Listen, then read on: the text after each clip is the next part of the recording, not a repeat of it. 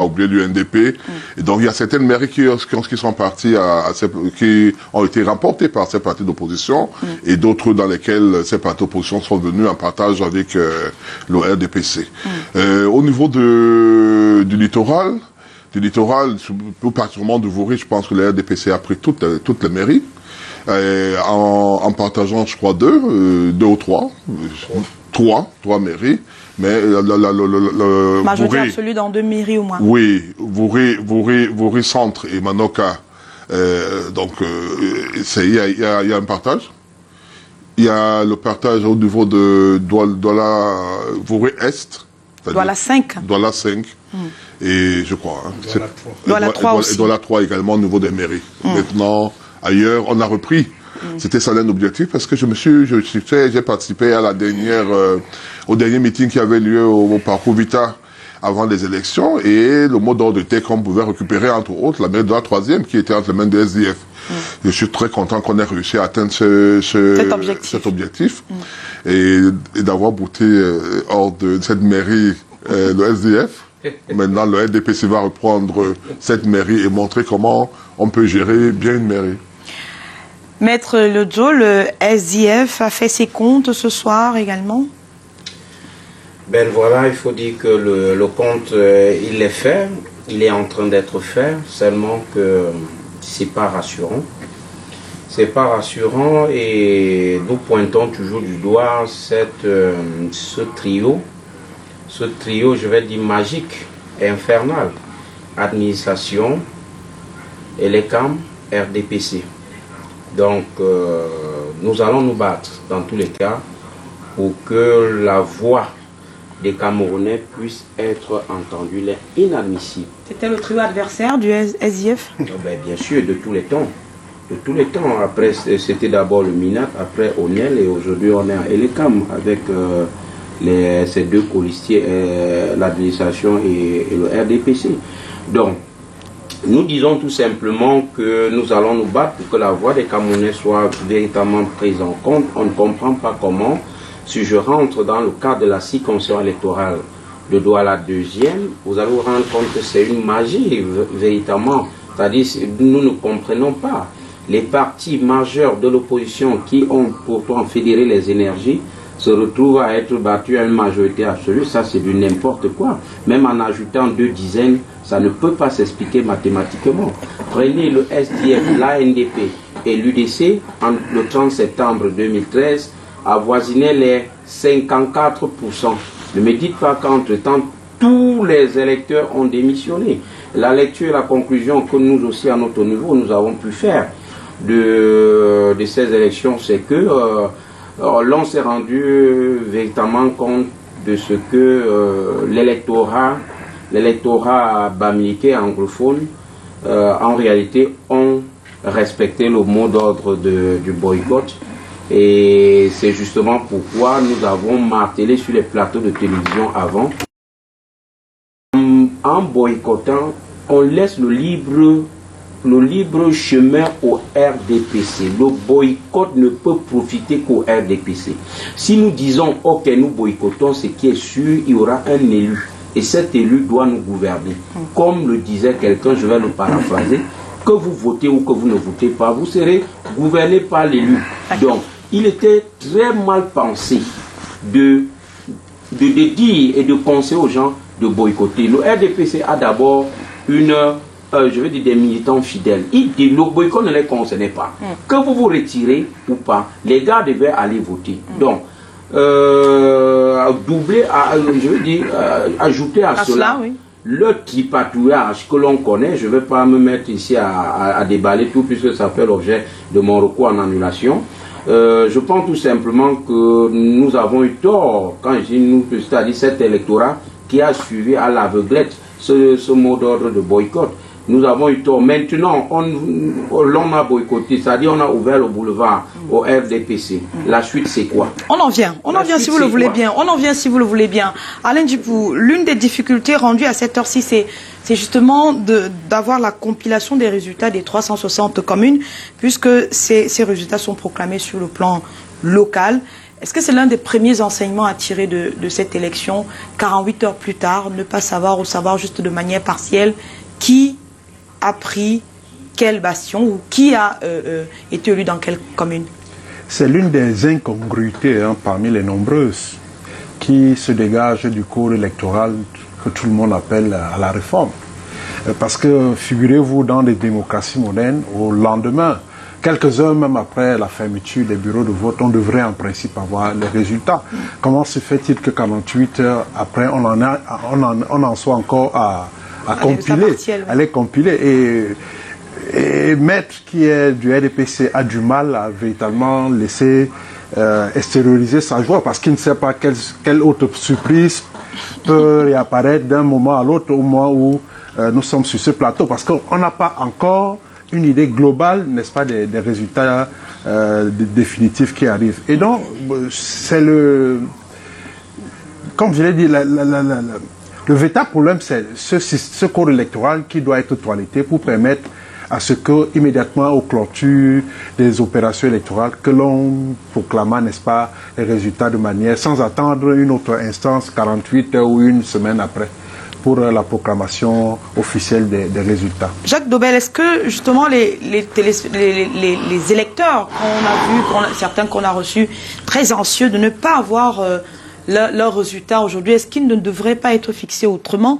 Est-ce qu'on ne devrait pas, comme Alain Djipo le dit, se pencher véritablement sur la question de cette proclamation des résultats, puisque on est à une date importante et on n'a pas toujours, avec certitude, la capacité de dire aujourd'hui, voici la coloration politique des mairies du Cameroun? Je commence d'abord par saluer la lucidité du représentant du Maître Ledjo ici, qui, bien que stigmatisant encore la collaboration malsaine entre le RDPC et les CAM et l'administration, admet quand même qu'il y a eu une défaite de son parti parce que certains partis ont prôné le boycott qui a été suivi par les militants de ces partis-là. Bon, ça, je vous respecte bien, maître. Ensuite, pour répondre à la question, je crois que c'est quand même embêtant, quand on est Camerounais, de voir qu'après une élection ou des élections comme celle que nous venons de vivre il y a 2 jours, que nous n'ayons pas de résultats quelques temps après, parce qu'ailleurs, je parle bien de la totalité des résultats, parce qu'il ne faut pas ignorer que certaines commissions communales ont proclamé leurs résultats hier. Mais je crois qu'on aurait pu faire sur l'ensemble du territoire, parce que, bon, il y en a qui nous agitent que les infrastructures ne sont pas adaptées pour pouvoir donner tous les résultats au même moment. Mais cela veut dire encore que, n'en déplaise à mon voisin de droite, que son parti ne fait pas grand-chose, parce que je ne sais pas combien d'années après, si on n'arrive pas à avoir des infrastructures qui nous permettent d'avoir les résultats des élections 2 heures après ou même le lendemain, il y a un véritable problème. Mais je crois que les élus du RDPC aujourd'hui, puisque le RDPC a raflé la mise, surtout dans les grandes villes, celles où nous habitons, par exemple comme Douala, je crois qu'ils ont intérêt à faire en sorte que ce problème d'infrastructure et d'autres puissent s'améliorer, afin que nous n'aboutissions pas dans 5 jours, d'ici 5 ans, à des mêmes résultats. Maître Biliga, tout à l'heure, en prenant la parole, votre confrère a semblé dire qu'ils faisaient face, eux, au sein du SDF, compétition en fait contre un trio qui décidément n'a laissé de place à personne. Et puis il a soulevé la question du boycott. Est-ce que ça vous a profité? Est-ce que vous êtes conscient que ça vous a profité, ce boycott? Est-ce que vous avez l'impression d'avoir reçu un coup de main pour pouvoir remporter cette élection? Je tiens d'abord à dire que j'ai connu mon jeune confrère plus fair-play. Aujourd'hui, je le découvre un peu moins fair-play. Mais lui-même, il a même dit en réalité les causes de leur échec. Il a dit qu'il y a une partie de leur électorat qui a suivi le boycott.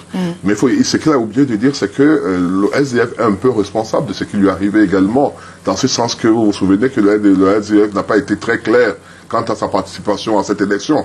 À un moment donné, il y a eu des sons de cloche divergents au niveau de l'appareil de ce parti. Certains disaient on va aller, d'autres disaient non, on va aller à condition que le problème du Nord-Ouest-Sud-Ouest soit réglé avant les élections. Au point où finalement on se demandait de quoi il s'agissait. Donc il ne faut pas aller chercher. Nul ne peut se prévaloir de sa propre turpitude. Je crois que sur ce point, le SDF peut se calmer. Mais mon confrère a dit quelque chose qui est très intéressant. C'est l'électorat fidèle. Effectivement, dans le RDPC, il y a de l'électorat fidèle. Et ça veut dire qu'en réalité, là je réponds à votre question, même quels que soient les partis qui viennent en compétition, notre électorat reste fidèle. Et c'est parmi ces partis d'opposition que la guerre, c'est-à-dire qu'aujourd'hui, si le SDF a pu avoir, par exemple, parlons des tendances, peut avoir un député dans le Vaury, c'est peut-être parce que le MRC n'est pas aux élections. Mais pour le RDPC, il est tout évident que nous aurons pu Quel que soit l'adversaire, vous aurez gagné. On aurait gagné. Les autres oppositions, c'est eux, entre eux, qui avaient cette guerre. Tout à l'heure, on parle de la fraude. Je voudrais quand même dire que il y a, je disais tout à l'heure dans les réseaux sociaux, qu'il y a un militant d'un parti politique d'opposition qui a passé 4 jours, 3-4 jours à la gendarmerie ici, en possession de beaucoup de cartes d'électeurs. Donc, je pense quand même que c'était pas un membre de l'opposition. Donc, je veux dire, ce n'est pas l'apanage du RDPC. Ce n'est pas de RDPC. Donc, je veux dire qu'en réalité, nous sommes des êtres humains. Moi, je n'ai jamais nié qu'il peut arriver que même au sein de notre parti, qu'il y ait des individus qui pensent que pour pouvoir gagner, ils doivent utiliser certaines méthodes. Mais je dis, c'est pas la règle, c'est pas, je veux dire, c'est pas une instruction de la hiérarchie du parti. On nous demande d'aller de gagner de manière honnête. C'est ce que nous essayons de faire de manière transparente. D'accord. Voilà. Maître Lodieu, vous avez dit que ce n'est pas une bonne lecture? Non, sincèrement, comme on estimait qu'on ferait m'en excuse, la lecture qu'il fait de la situation, elle est fausse. Elle est fausse, je comprends aussi que la lecture, elle est partisane. Pourquoi? Et je m'explique. J'ai dit, entre autres, à côté du boycott, voilà, du respect du mot d'ordre du boycott, il y a eu beaucoup de fraudes. À côté des irrégularités observées, je parle bien de fraude. Alors, je vais vous dire quelque chose. Le 5 février, j'ai saisi le président du tribunal de premier instant, Douala Bonanjo, du requête aux fins de m'autoriser à instrumenter un jour férié et même en dehors des heures légales. Alors, jusqu'à vendredi, qui était, je crois, le 7, jusqu'à 17h30, M. Elanga Emmanuel ne m'avait pas signé le document. J'étais à son secrétariat. Pardon, en français facile, instrumenter un jour férié, ça veut dire quoi? C'est-à-dire me permettre de réquisitionner un huissier qui devrait constater. Le 30 septembre 2013, je veux dire en 2013, il me l'avait accordé. En 2018, j'ai demandé ça lors des élections présidentielles. Il a mis son billet rouge en disant non, aucune motivation. En 2020, j'ai demandé, il n'a même pas daigné regarder ma requête. Alors, tout ce que je venais et on me disait, repasser. Jusqu'à vendredi à 17h30, on me dit de repasser. Donc, vous n'avez pas pu constater les fraudes par voie d'huissier? Nous avons constaté certains, c'est-à-dire la phase pré, et justement, ces grosses fraudes qui auraient dû être consignées dans un procès verbal régulier, vous voyez, nous avons juste amassé comme on pouvait amasser et on va déverser devant qui de droit le moment venu. Alors, maintenant, il faut qu'on soit sincère que un Tchadien vote à Douala deuxième, c'est inadmissible. 3 fois. Peut-être qu'il a acquis la nationalité camerounaise. Peut-être qu'il a changé sa nationalité. Je vous le dis, non. Parce que j'ai sillonné, j'étais all access du SDF. J'étais all access, ça veut dire j'avais accès aux 294 bureaux de vote, aux 35 centres de vote de Douala deuxième. Donc, j'ai eu à observer beaucoup de fraudes. Donc, les personnes de nationalité étrangère, pour vous, ont participé au scrutin. Que le chef de cabinet de Madame le maire Fampour Denise soit désigné comme président du bureau de vote. C'est lamentable. C'est de la tricherie.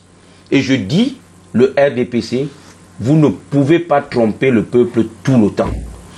Vous allez tromper le peuple une partie du temps, mais un moment viendra où véritablement votre hégémonie prendra fin. Je vais permettre à Maître Biliga de répondre avant de vous donner la parole.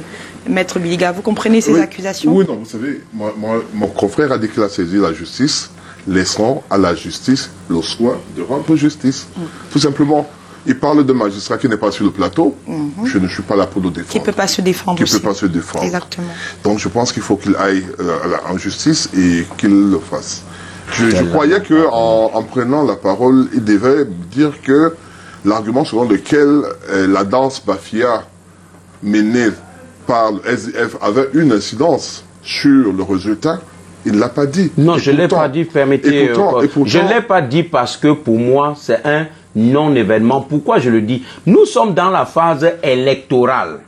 Nous sommes dans la phase électorale. Cette phase ne nous concerne plus. Mais qui arrive précédé d'un certain nombre d'actes. Et parmi les actes, attendez un peu, Maître Biliga reproche au SDF de n'avoir pas été clair dans sa participation à l'élection. Vous avez des électeurs qui attendent de vous une certaine cohérence. Nous, au RDPC, on est cohérents.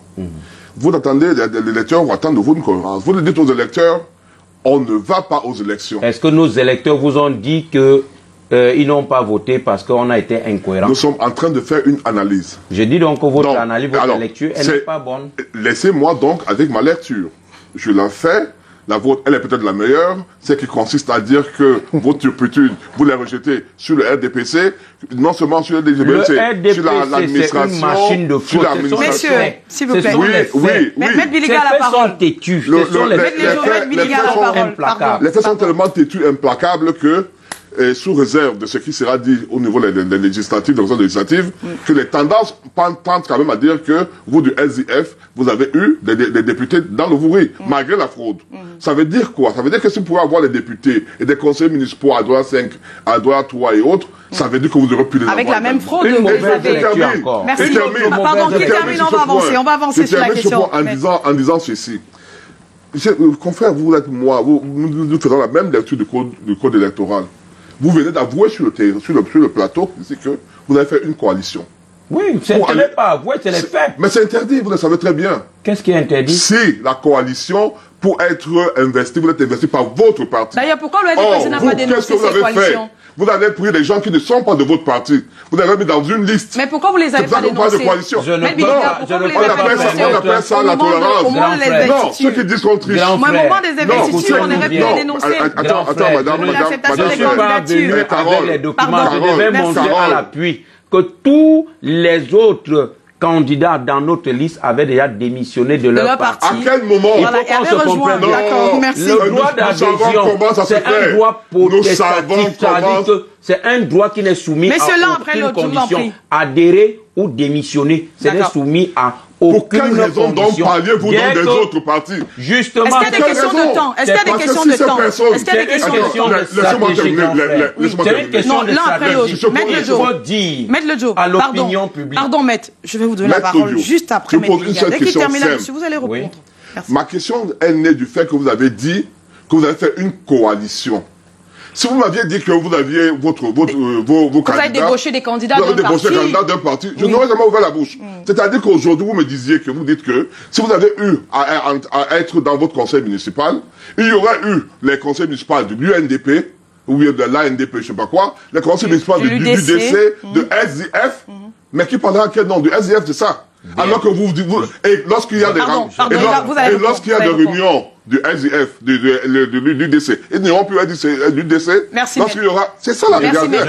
Donc, ça c'est une tricherie. C'est compris, c'est compris. Maître Le Jo, expliquez. Et puis Alain Djikou va dire un mot sur la question. Ce qui se passe, il faut que les téléspectateurs comprennent ça bien.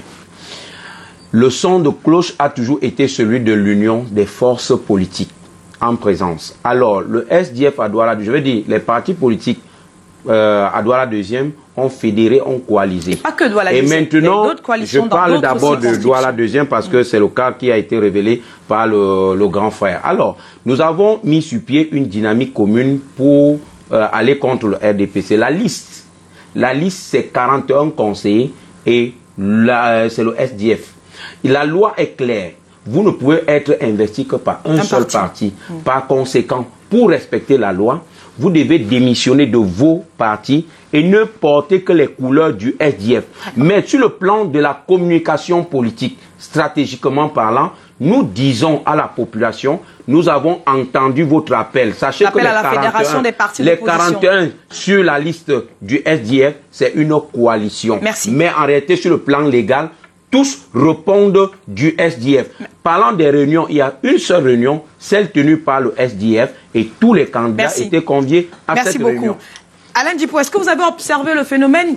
Il se dit, au regard des premières tendances, et on a entendu Maître Le Dieu le dire tout à l'heure, que le SDF a perdu du terrain si on s'en tient aux premiers résultats. Mais est-ce que c'était attendu à votre avis? Est-ce que c'était escompté? Est-ce que c'était prévisible au regard des précédents ou bien de l'actualité précédant ce processus électoral?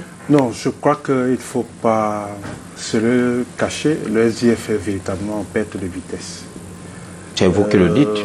À la lumière des constats, et je vais être un peu plus clair dans ce que j'affirme, maître, avec votre permission, ne faites pas le ping-pong avec moi, s'il vous plaît, parce que je vous écoutais religieusement. Donc, vous le menacez. Non, c'est une mise au point rapide et je continue. Le SDF est en perte de vitesse parce que si on regarde très bien ce qui s'est passé, par exemple, à la présidentielle, à la récente présidentielle de 2018, on va s'apercevoir que le candidat du SDF s'est retrouvé avec, je crois, 5%. Et c'était un des scores les plus minables que jamais le SDF avait enregistré jusque-là. On se souvient qu'en 92, du temps de sa flamboyance, du temps j'ai même envie de dire de l'omnipuissance de John Fundi, ce monsieur avait même eu la prétention d'avoir gagné la présidentielle en 92. Et puis au fil des ans, les scores ont régressé. Ce capital de sympathie a fondu comme beurre au soleil. C'est pour cela qu'aujourd'hui, il me semble difficile de valider toutes les thèses qui sont présentées par Maître Lejour pour justifier un peu la mauvaise performance de ce parti lors de ces élections. Tout simplement parce que, en fait, j'ai la faiblesse de penser que le SDF doit se remettre en question. À la présidentielle, on a pointé un doigt accusateur sur la crise anglophone qui a empêché aux électeurs qui est en fait le NOZO, vous savez très bien, l'un des bastions du SDF. Bon, là, c'était un argument objectif, parce que beaucoup n'étaient pas allés au vote. On a dit, si tous les peuples de l'Ouest, du Nord-Est et du Sud-Est avaient été votés, alors le SDF aurait pu avoir un score digne du nom. Maintenant, la présidentielle est passée. On est aux législatives, au municipal. On trouve un autre bouc émissaire. On dit maintenant, il y a un trio infernal magique qui a fait ci, qui a fait ça. Bon, bref. Moi, je pense que le problème est peut-être au SDF lui-même. C'est-à-dire que le verre est dans le fruit. Il est peut-être temps pour le SDF de faire sa propre introspection. Quand on a passé des années glorieuses, à un moment donné, on doit marquer un temps d'arrêt. Il faut se réinventer. Pour se réinventer, pour se donner un peu... Un nouveau souffle et repartir sur de bons rails. Je crois que c'est ça qu'il faut dire au peuple camerounais. Parce que moi, je n'arrive pas à comprendre comment le SDF n'arrive donc plus à fidéliser son électorat. C'est quand même assez facile de penser que dès lors que le MRC dit boycott, ça affecte simplement les militants du SDF. Et aux urnes, on ne choisit plus. Et non pas les militants, par exemple, du RDPC. Par exemple. Donc, pour moi, ce n'est pas un argument. Sincèrement, je crois qu'il faut qu'on nous trouve d'autres idées qui tiennent la route par rapport à la contre-performance, encore une fois, du SDF. Jacques Dobel, est-ce que ça ne résiderait pas aussi dans l'application du code électoral qui a toujours été querellé, y compris par le SDF, comme un instrument qui ne permet pas, disent-ils, la transparence et une élection sereine, même si on sait bien que des élus SDF ont été élus sur la base de ces mêmes codes électoraux. Mais est-ce qu'il ne faut pas chercher aussi ailleurs qu'au sein du SDF, les raisons de cette défaite? Oui, ce que moi je vois, il y a c'est vrai ce problème du code électoral que nous décrions tous depuis des années, mais il y a également la lassitude des électeurs.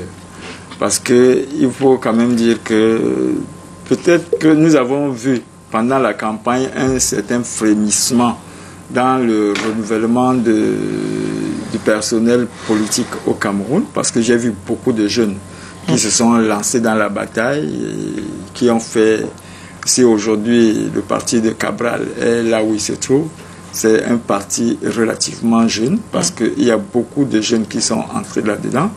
Et bon, il y a donc cette lassitude là dont je parlais tantôt. Et il y a également le fait que beaucoup de Camerounais qui pourraient avoir la volonté de voter n'ont pas eu le courage d'aller s'inscrire sur les listes électorales. Il y a beaucoup de sympathisants de certains partis qui sont restés sur la touche, tout simplement parce qu'ils n'ont pas de carte d'électeur. Et lors de l'une de nos dernières émissions ici même sur ce plateau, j'ai exhorté très modestement les leaders des partis politiques de faire un travail à la base pour expliquer à leurs militants le bien fondé de la carte électorale par rapport aux élections futures. Et je crois que ça va être fait, et comme ça, c'est tous les partis qui en gagneraient, aussi bien le parti au pouvoir que les partis d'opposition. D'accord. Maître Biliga? Oui. Vous savez, nous sommes le processus électoral au Cameroun est dynamique. Tout à l'heure, mon confrère vous a élaboré, vous a parlé de ONEL 1, ONEL 2, etc. Ça veut dire qu'en réalité, tout est modifié. Moi, je dis ça. On peut améliorer. Tout est améliorable. Même le code électoral. Mais c'est que, j'aimerais dire à certains de mes confrères ou à certains Camerounais qui pensent que la modification du code électoral va forcément entraîner le déclin du RDPC. C'est trompe. Moi, je dis, par exemple, moi, je serais... Le RDPC peut, par exemple, dire qu'on modifie le code électoral et que cette histoire qu'on vient de voir, ce vagabondage des militants, cesse. Qu'on dise que, par exemple, pour pouvoir être sur une liste, que vous soyez militant pendant un certain temps, un certain nombre d'années. Parce que je ne comprends pas comment un parti socialiste... Alors qu'on ouvre les candidatures indépendantes. Par exemple, qu'un parti socialiste, qui est de sens socialiste, comme SDF, va se retrouver avec un parti qui est un parti de droite, comme l'ANDP, ou de centre comme du DC, dans une coalition, ça n'a pas de sens. C'est-à-dire que c'est le citoyen qu'on trompe. Parce que quel projet de société va-t-on, en commun peut-on avoir entre ces trois partis différents? Sinon, seulement la vie de gagner des élections et de chacun va aller de son côté en réalité. Alors, là, c'est la première chose. Et cette modification est tellement importante aujourd'hui qu'on a vécu, les gens semblent l'oublier. Lors de l'élection de 2011, un conflit entre le parti politique BRIC, qui avait investi Madame Dan Esther, et elle, parce qu'elle n'ayant pas de parti, elle s'est retrouvée en train d'être... un appareil qu'il a investi. De la même manière, nous avons le débat, on a eu le conflit entre le parti Univers et Cabral Liby. Donc je veux dire que pour éviter ce genre de conflit, il faut bien qu'on dise qu'il y a une condition pour que vous puissiez être, par exemple, investi comme candidat à la présidence de la République, que vous soyez membre de ce parti pendant un temps bien déterminé. C'est une modification qu'on peut faire. Mais il ne faut pas oublier... Ou alors qu'on dise des candidatures indépendantes en assouplissant les termes de cette candidature indépendante. Je voudrais dire tout à l'heure, c'est que, oui, le code électoral doit être modifié. Oui, nous rêvons du fait que, aussitôt qu'on ait rendu les décisions, on ait voté, qu'on ait les résultats. Oui. Mais vous savez bien que le dépouillement se fait devant tout le monde. Je crois que c'est dans peu de pays on trouve cela. C'est-à-dire que c'est d'une manière publique dans le bureau de vote. Donc, moi, j'ai vu dans les réseaux sociaux, des tableaux noirs avec le décompte des voix. Je pense que c'est une marque de transparence qui est importante. Et certains disent que l'ECAM, une disposition légale dit que l'ECAM, c'est le procès verbal de l'ECAM fait foi. Mais vous imaginez que s'il y a 10 partis, 5 partis qui sont dans un même bureau de vote, et que ces 5 partis ont un même procès verbal différent de celui de l'ECAM. Celui de l'ECAM ne fera pas foi. Il faut noter que c'est les magistrats qui décident. Les magistrats, je vous assure, qui interprètent la loi.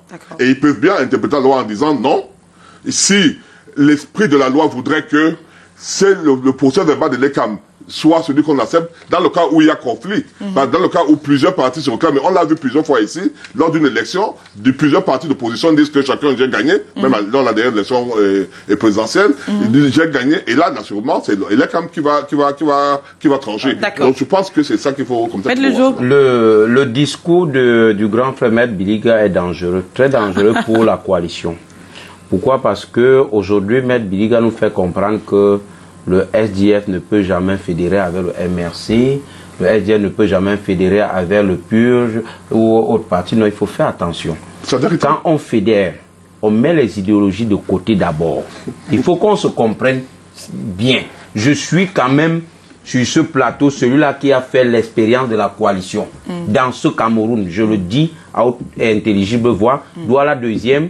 La coalition gagnante, Douala deuxième, est la seule expérimentée actuellement au Cameroun, hormis de quelques... Douala 5 aussi, non? Douala 5 aussi. Il y a une coalition le même nombre de partis. Oui, mais c'est une coalition, c'est-à-dire qu'il y a des partis qui ont investi des candidats au nom de si pendant la présidentielle, le vœu des populations était que les partis politiques puissent fédérer, alors vous comprenez que chaque politique ayant son obédience, ayant sa philosophie ou son idéologie, on met d'abord ça de côté et dans la coalition, on définit les objectifs à atteindre.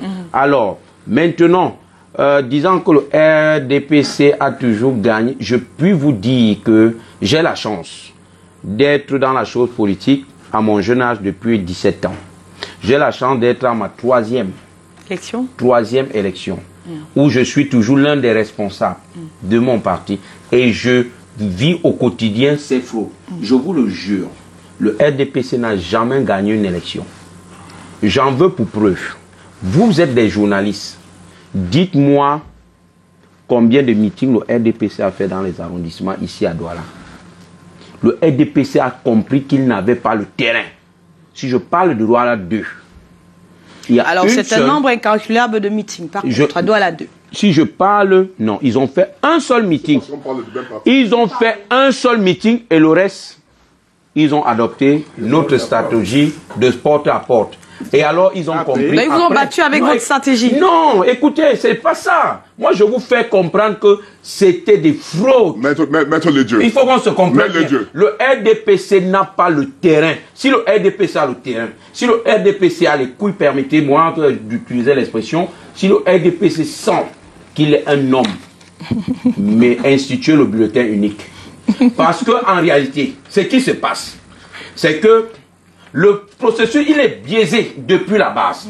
Quand vous prenez le sac à rebut, vous versez, vous sortez l'une, vous versez, vous ne voyez plus les bulletins du SDF dans le sac à rebut.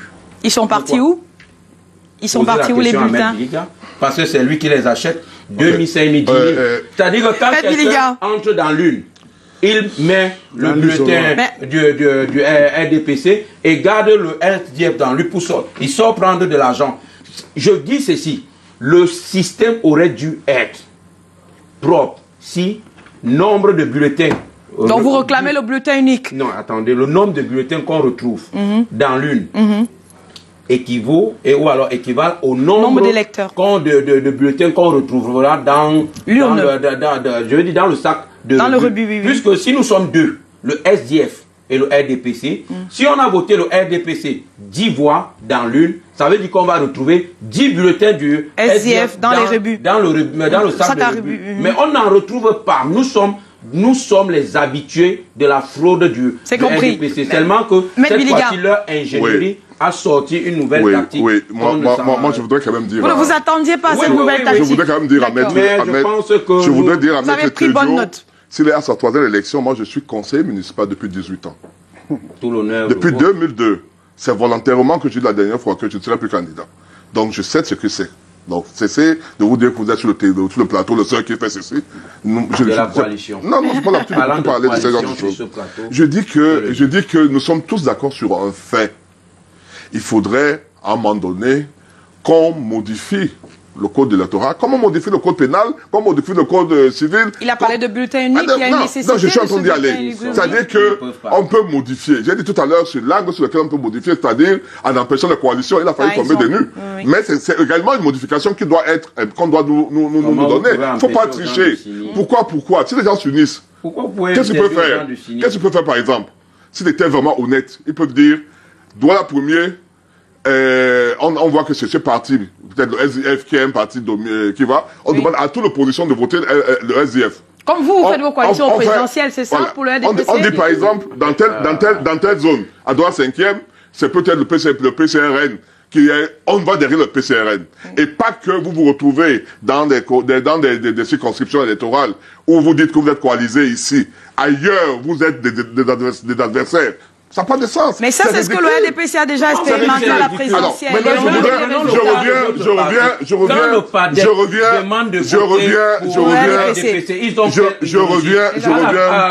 Lors des élections. Vous me laissez parler comme confrère. Ils sont adversaires. Messieurs, pardon. Maintenant, on sort un junjo, excusez-moi du terme, le bulletin unique. Ça a été expérimenté en Afrique, hein, à RD Congo. Oui, il y en a qui ont... C'est un livre, hein. Lorsque vous donnez un livre à une maman en lui disant allez cocher le visage, c'est pas si moi je peux reconnaître le visage de Maître Feudio, les yeux, je vais dire, dans un bulletin d'une page de cette dimension-ci. Je dis pas que c'est pas, on peut pas l'utiliser, mais c'est pas la panacée. Imaginez-vous que dans un parti, dans une élection municipale, où il y a 61 candidats, où il y a 10 partis politiques, ça fait 610 visages qu'il faudra peut-être imprimer, etc. Soyons logiques. Si vous pouvez imprimer les bulletins de vote, pourquoi vous ne pouvez pas imprimer le visage des gens? Et je dis que autant vous, aujourd'hui, vous êtes contre le bulletin unique, autant à RD Congo, les gens sont insurgés contre le bulletin unique. Je dis, vous êtes pour le bulletin unique, et tant dans d'autres élections, on s'est insurgés contre le bulletin unique. Je termine. Ne sont pas les mêmes. Merci, monsieur. Pardon, maître. Permettez qu'il termine. Il termine, maître. Le contexte. Maître, s'il vous plaît. Moi, j'ai été plusieurs fois en République du Bangladesh de Congo, je sais de quoi je parle. Maintenant, il parle également on a souvent parlé également de l'élection à un tour. On l'a institué pendant le Gabon à un moment donné. Le président Bogo a eu quelque chose de 70%. Au Cameroun, on est à je veux dire, l'élection à deux tours. Oui. On l'a institué au Gabon, le président Gabonais était premier avec 70%. Au Cameroun, on est à un tour, le président Biya gagne sur 14%. Mais mettez au deuxième tour, on verra si les ça n'aura rien changé, on sera arrivé à ce cas. Mais allez-y quand même, puisque ça ne change rien. On va pas suivre. Maître Biliga, si ça ne change rien, si ça ne change rien sur votre score, de quoi avez-vous donc peur? Allez-y. Pourquoi voulez-vous qu'on modifie tout? Pourquoi pas? Et madame Niébelon, n'oubliez jamais que nous sommes en politique. D'accord. Le rôle d'un parti politique, c'est d'accéder au pouvoir et de le conserver. D'accord. Donc, vous ne le modifiez pas pour conserver laissez-moi terminer. Laissez-moi terminer. Ceux qui sont à l'extérieur, leur objectif, c'est de conquérir le pouvoir et d'y rester. À tous les prix. D'accord. Donc, je veux dire que ne pensez pas qu'on donnera tout à l'opposition. C'est de bonne guerre. Tout à l'opposition pour que, n'empêche, j'ai dit. Merci beaucoup. C'est pas ce que j'ai dit. C'est pas ce que j'ai dit. S'il vous plaît, merci, 10 secondes. 30 secondes pour terminer, parce qu'Alain Djibo. On a vu des partis d'opposition dans ce pays. La Guinée-Conakry en a un exemple pétant, où les partis d'opposition ont crié en disant il y avait la fraude, il y avait ceci, ils sont arrivés au pouvoir, il y a des morts. Parce qu'on veut modifier la Constitution pour que celui qui hier disait que... C'est compris. Merci beaucoup. Merci, monsieur. Merci. Merci. Alain Djibo, vous avez la parole. Je choisis mes exemples. Merci. Messieurs les avocats. Merci. Merci. L'un après l'autre. Alain Djibo. Non, moi, je voudrais dire que Maître Biliga, franchement, je ne suis pas d'accord avec cette approche-là. De conservation du pouvoir ou alors... De conservation, tout ce qu'il a dit sur la réforme électorale. Je crois que le Cameroun n'appartient pas simplement aux militants du RDPC. Le Cameroun appartient à tout le monde. Et je crois que la tendance, même au sein même de cette formation politique, des caciques se sont levés pour demander qu'on révise le code électoral. Oui. Donc, accéder à cette doléance ne serait pas malvenu. C'est d'autant qu'il y a des appels même au sein du RDPC qui le demandent. Alain, s'il te plaît, je coupe la parole. J'ai bien dit que chaque texte est modifiable, est évolutif. Et modifié. Le code électoral aussi. Et que certaines modifications, je vous ai proposé. La dernière certaines. date de 2012. Donc, ça veut dire qu'on peut modifier, mais pas forcément dans le sens que vous voulez. C'est pas vous comprenez. Il faudra bien qu'on sache dans quel sens la modification doit se faire. Alain dit pour la dernière modification date de 2012. En tout cas, même jusque-là, vous savez très bien, Carole Yemelon, vous n'avez pas une mémoire qui vous fait de tout. Vous savez très bien qu'en 2012, en fait, c'était une escroquerie politique. Vous savez très bien qu'au moment où le Premier ministre convoque des hommes politiques à la primature pour demander leur avis, on est en train... Oui, les consulter par rapport au code électoral à l'Assemblée nationale, le texte passait. Donc, ça, vraiment, on ne peut pas parler d'une modification consensuelle. Donc, moi, c'est le terme que j'ai voulu utiliser pour développer une autre idée, pour dire qu'en fait, la volonté populaire exige vraiment quand même qu'il y ait un minimum de consensus autour de cette affaire. Puisque ce n'est pas simplement une affaire du RDP, c'est une affaire de tous les Camerounais. C'est une affaire qui crédibilise le processus démocratique. Effectivement, et je pense que même le RDPC a intérêt à ce que, quand il gagne, que ce soit fait, sans panache, sans des critiques acerbes, du genre mettre le jour qui fait des observations sur les irrégularités. Et tu crois ce qu'elle dit? Merci. Attendez, ce n'est pas lui. Merci. Apparemment, c'est votre sport favori. Jacques Dobel, l'une des données très attendues de ce scrutin, on reste sur les municipales, l'une des données, c'était le taux de participation. Et jusqu'au moment où je vous parle, il n'est pas fixe ce taux. Est-ce que vous auriez voulu entendre un chiffre qui vous rassure sur la participation ou non à ce scrutin? En suivant la revue de la presse ce matin, il me souvient que 2 ou 3 journaux de Yaoundé ont fixé le taux de participation à 60%. Il y a même un journal qui est allé à 72%. Il y a un journal, je me souviens plus de Douala, qui est descendu à moins de 40%. Alors, ça veut dire que le taux de participation fait encore débat. Oui. Et il faudrait bien que l'ECAM nous donne le chiffre exact du taux de participation. Alain, pourquoi c'est important de connaître le taux de participation, principalement à ce scrutin? Oui, je crois que pendant que vous parlez du taux de participation, beaucoup crient déjà à la victoire du boycott, c'est-à-dire le taux d'abstention.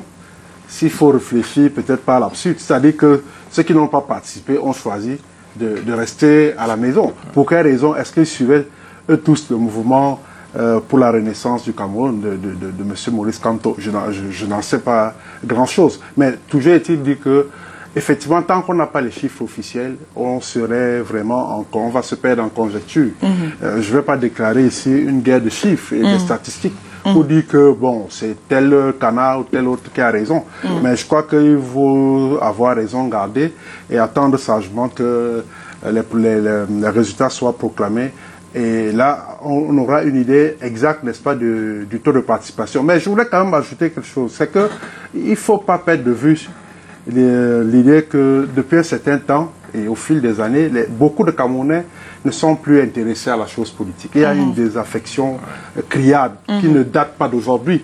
Depuis les années, depuis peut-être 3 ou 4 élections, franchement, on ne sent pas l'engouement autour de la chose politique. Les Camerounais se disent, marquent peu d'intérêt, peu d'intéressement à la chose politique, tout simplement parce que parfois leur vote n'est pas tout simplement pris en compte. Parfois, ils sont déçus par le système électoral. Parfois, c'est les acteurs eux-mêmes et toute la classe politique qui manque de renouvellement, etc. Donc, bref, il y a comme un désamour entre le peuple camerounais et la chose politique.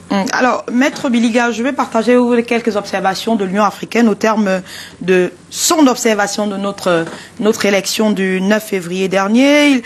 L'Union africaine qui a fait sa conférence à Yaoundé hier et qui parle d'une élection un peu tiède, qui parle aussi de quelques couacs, même s'ils ne sont pas majeurs, et recommande pour l'avenir la relecture du code électoral, le renforcement de l'indépendance de l'ECAM, la réduction de la majorité électorale et appel à de futures élections inclusives qui doivent faire consensus avec les acteurs. Est-ce que ça fait partie des choses qui peuvent ramener les Camerounais, les réconcilier à la politique, si tant est que le taux de participation à cette élection semble faire problème? Oui. En attendant que l'ECAM nous donne le taux réel, moi j'ai voté au lycée de Makepe. J'ai fait le constat quand je suis arrivé. J'avais l'impression qu'il n'y avait pas beaucoup de monde dans le bulletin de vote quand je l'ai dit. Dans votre bureau de vote. Mais j'ai trouvé des gens à ce niveau-là qui me disaient, qu'ils cherchent leur carte d'électeur. Ils étaient nombreux. Qui sont venus dans le bureau de vote, ils me disent, on était à l'ECAM, et l'ECAM nous a dit de venir retrouver nos cartes d'électeurs ici, on ne les retrouve pas. Moi, j'ai pas eu de problème à retrouver mon bureau de vote. Donc, ça peut être l'une des raisons également pour lesquelles les gens n'ont pas pu... Ça peut décourager les gens rentrent chez eux en se disant, on fait 3 tours. Moi, je connais une personne qui m'a dit, elle n'a pas pu voter parce que dans son entreprise, elle n'a pas été autorisée à sortir du bureau. Elle était en astreinte, c'est-à-dire de garde, mais elle n'a pas pu être autorisée à sortir avant 18 heures. C'est l'une des raisons. Il peut y en avoir beaucoup. Mais je voulais quand même dire, c'est ça qui est plus important, c'est que, pour le moment, le Cameroun n'a pas encore pris une loi qui oblige les gens à aller voter. Il y a des pays où cette loi existe, et des grands pays, l'Australie, la Belgique, Bolivie, l'Italie jusqu'à tout récemment, la France même, où l'inscription sur une liste électorale est obligatoire. Donc je veux dire qu'il y a un certain nombre de pays où c'est obligatoire. De la même manière, au Cameroun, il n'est pas interdit, il n'y a pas un taux qui permet de valider une taux de participation qui permet de valider une élection. Mais on peut dire que les gens sont mal élus, non? Dans certains pays, on dit c'est au minimum par exemple 40%. Oui. Lorsque l'élection a moins de 40%, on rentre, on annule l'élection et on recommence. Au Cameroun, ça n'existe pas. Alors je dis donc que la solution qu'on peut trouver, ça peut également être de rendre obligatoire une élection. Pourquoi pas? Pour dire, il n'y a plus de boycott. En rendant obligatoire une élection, on fixe un taux de participation. Oui, non, on dit oui, par exemple. Les gens sont bien élus ou mal élus. On dit par exemple, aujourd'hui, à partir de l'âge de 20 ans, ou 19 ans, ou 18 ans, on est obligé d'être inscrit sur une liste électorale. Et on est obligé d'aller voter, sauf des cas bien précis. Si on est malade, si on est à l'étranger, par exemple, on ne peut pas. Là, c'est des raisons. Mais on peut bien le faire. Si on le fait naturellement, si malgré ça, et là également, on peut dire, voilà le taux qu'on doit pouvoir avoir pour qu'une élection soit validée. Je vous ai dit, aucun système n'est parfait. Le nôtre ne l'est pas. Comme ceux des autres pays, il est question, même à travers ces débats, mais vous attendez quoi pour le faire donc, de pouvoir l'améliorer. Pardon, les acteurs politiques vous le répètent tout le temps en disant ce système n'est pas parfait et c'est malheureusement ou heureusement. Madame Yébélon, de porter un projet de loi électorale pour parfaire le système. Je vous ai dit tout à l'heure que tout ne se fait pas le même jour. Paris ne s'est pas construit le même jour. D'une manière élaborée, on y va step by step. À votre rythme, en fait. Non, c'est pas si vous pensez que ce rythme est négatif, mais on a par exemple critiqué le parti, je veux dire le gouvernement, sur la constitution, c'est-à-dire sur la décentralisation. Aujourd'hui, lorsque vous regardez les tests qui sont résultés de le grand dialogue national, on sent quand même qu'il y a eu un pas en avant. C'est pour cette raison que moi je regrette que beaucoup de Camerounais n'aient pas compris, peut-être qu'on n'a pas très bien expliqué aux Camerounais que le maire d'hier n'est pas le maire qui sera celui qu'on veut dire là. Ceux qui sont là aujourd'hui sont des maires qui sont plus puissants, qui peuvent impulser le développement local par rapport à ceux qui n'étaient pas. Moi j'ai vécu deux périodes. Le maire, la première période de maire où il n'y avait pas de transfert de compétences, et là où des conseils municipaux où il y a la transfert de compétences, je vous assure, il y a une différence. Il y a une différence majeure, et maintenant, il y aura encore une grande différence. Je termine en disant ceci. S'il vous plaît. Certains ont dit, on ne doit pas aller voter parce que le RDPC a une majorité obèse. Mon confrère est devant moi. Dans un système où le Parlement a quelque chose à dire au niveau de vote des lois, etc. Chaque exécutif a besoin d'avoir un Parlement qui soit à sa cause. À qui à sa cause. À sa cause. C'est peut-être raison que lorsque, par exemple, un président français va aux élections, il a besoin d'avoir sa majorité. Et lorsqu'il sent qu'il n'a pas la majorité, il dissout l'Assemblée et organise les élections anticipées. Mais on va vous poser à cela le régime présidentiel, Madame, nous avons un régime, en fait, qui est hybride. Il a en même temps présidentiel et en même temps parlementaire. C'est pour cette raison que... Si, je vous explique. Pourquoi est-ce qu'on a dit que lorsqu'en 92, l'opposition était majoritaire à l'Assemblée nationale après les élections? Pourquoi a-t-on été obligé d'aller chercher les 6 voix de MDR? Oui. Tout simplement parce que le Parlement, c'est-à-dire que le président et l'Assemblée nationale... Voilà, vous avez compris. Exactement. Donc chaque parti, chaque président a besoin d'une majorité, qu'elle soit de d'une voix ou de 2 voix ou de 3 voix, ça ne change pas. Qu'elles soient obèses. La seule différence procédurale fait pour que... terminer. Là, Oui. je termine. Oui. Procédurale fait que dans certaines circonstances, pour certaines décisions importantes, il faut une majorité qualifiée, qui peut être de 4/5e. Et là, m'a pris 30 secondes, je Oui, vais récupérer. oui, et puis Vous avez Maître même Dora la tout. parole. Simplement pour... Alain Djipo, oui. Simplement pour dire que, donc, sincèrement, quand Maître Biliga parle comme ça, je crois que Montesquieu, le père de la séparation de pouvoir, doit se retourner dans sa tombe. Il n'est pas question pour l'exécutif ou bien pour le législatif d'avoir des collusions de cette nature telles que j'ai entendu. Alain, Quand le législatif doit contrôler l'action de l'exécutif et légiférer. Alain, une seule chose. Ok. En Angleterre, pour être Premier ministre, on est d'abord député. Régime parlementaire. Non, maître. non, je vous pose une C'est question. normal, c'est le Est-ce régime que parlementaire. Montesquieu n'intervient pas avec Rousseau, je veux dire, avec la... Mais c'est le régime parlementaire. Vous avez bien parlé d'un régime Non, ici je pense- hybride, Le nôtre est hybride. avec un terme qui n'est pas peut-être... Je pense que l'une des missions dévolues au pouvoir législatif, c'est de voter justement les lois et de contrôler l'action du gouvernement. Comment contrôler l'action d'un gouvernement qui a acquis à notre cause? Voilà donc toute ma gêne avec Maître Biliga. Non, pas avec moi, avec la France. Avec on a pas l'Amérique. On parle bien. Avec partout. Encore qu'en France, le débat évolue aussi sur la même question. Hein. Pourquoi C'est- tous les jours en Israël, on fait 10 élections par an, ou bien en Grèce? Mais Parce qu'on rentrons- cherche la majorité. en rentrant dans le Et tant qu'il n'y a pas de contexte majorité, camerounais, on ne peut pas Maître Diop, c'est la gouverner, même monsieur question, Alain. vous en prie. Oui, justement, Maître Biliga, aujourd'hui, il est vraiment partisan. Hein. Il n'est pas vraiment un technicien de haut Si, voltage que je connais. ça, S'il vous je plaît, te monsieur, comprends. 5 minutes et on va terminer. Je suis 5 désolé. minutes, 5 minutes. Ah, mon parrain. Non, c'est Maître pour dire Diop, quoi? oui. Tant que la majorité présidentielle coïncide avec la majorité parlementaire, on n'aura pas de démocratie. On aura des faux semblants. pouvoir.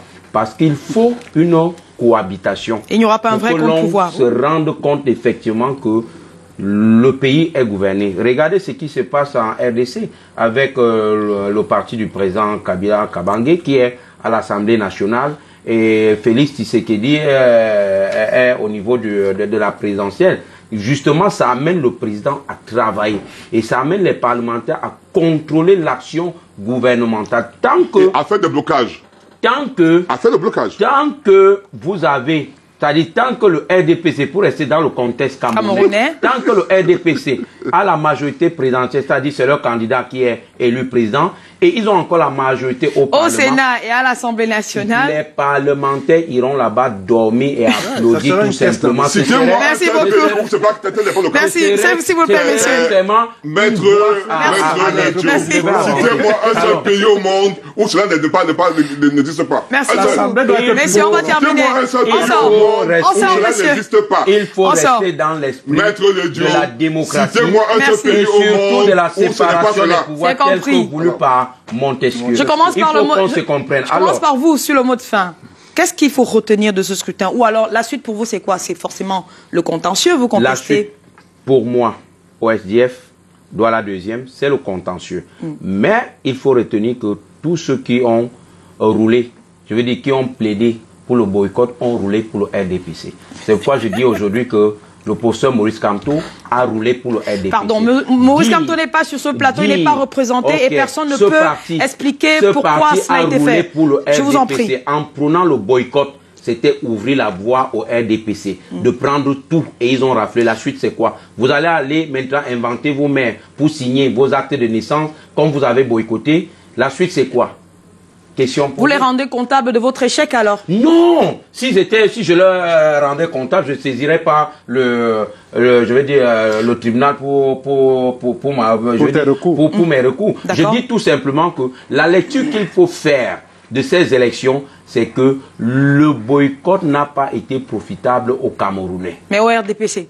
Au RDPC. D'accord. Qui ne sont pas les Camerounais? Alain Qui ne sont pas les Camerounais? Alain Dupont, on termine. C'est ça, On Alain termine. Dupont, c'est pas les Camerounais. Vous avez une minute. Pardon, on retient quoi de ce scrutin?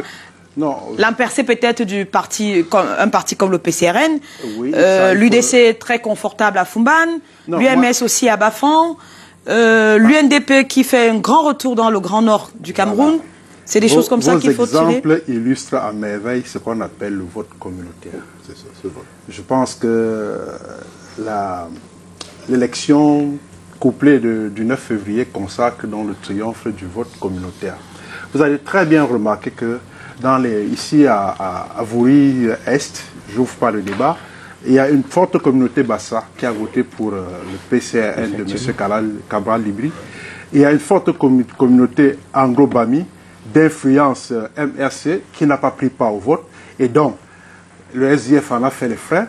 Vous allez vous rendre compte que dans l'Union Ekele, c'est le fief de M.